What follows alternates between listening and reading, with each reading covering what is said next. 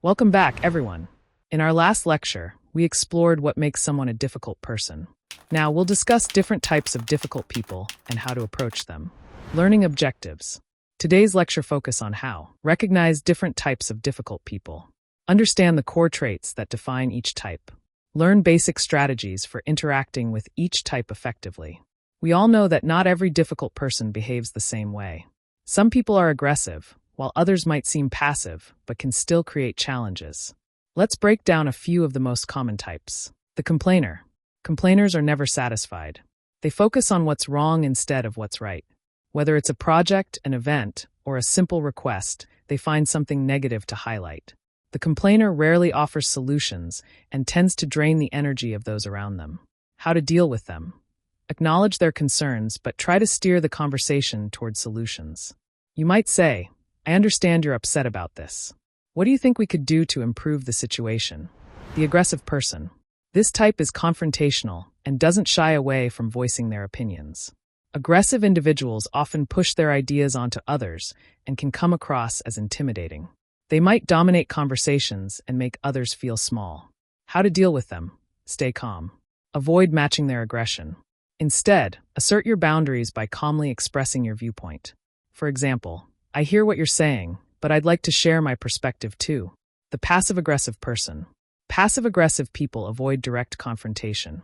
Instead, they express their frustration through subtle actions, like showing up late to meetings, delivering work below standard, or giving backhanded compliments. Their behavior can be confusing and hard to address. How to deal with them. Direct communication works best. For instance, if they are consistently late, you could say, "I've noticed you're often late to our meetings. Is there something we can do to fix this?" The know-it-all. Know-it-alls believe they are always right. They refuse to accept other viewpoints and often talk over people. In group settings, they can make collaboration difficult by dismissing ideas they don't agree with. How to deal with them. Acknowledge their expertise, but invite them to consider other perspectives. Try something like, "You've made a great point. I'd love to hear your thoughts on how we could also approach this from a different angle." Story illustration. Let me share a quick story. Susan worked in an office with a colleague named Peter, who always seemed to have the final word on everything. Peter was the classic know-it-all. In meetings, he dismissed Susan's suggestions and acted as though his opinion was the only valid one. This behavior frustrated her, but instead of getting into a power struggle, Susan started acknowledging Peter's insights first. She would say, "That's an interesting point, Peter. What do you think about combining that with this idea?" Over time, Peter became more open to listening, and the team's collaboration improved. Moral of the story. Susan diffused Peter's difficult behavior by validating his viewpoint before offering her own. Sometimes giving a difficult person a bit of recognition can open the door for better communication. Driving on a rough road. Think of dealing with difficult people like driving on a rough road. Some bumps are big, some small, but they all slow you down. However, if you adjust your speed and approach carefully, you can still reach your destination smoothly. In the same way, different types of difficult people require different strategies, but with the right approach, you can navigate them without derailing your goals. Moral of the analogy.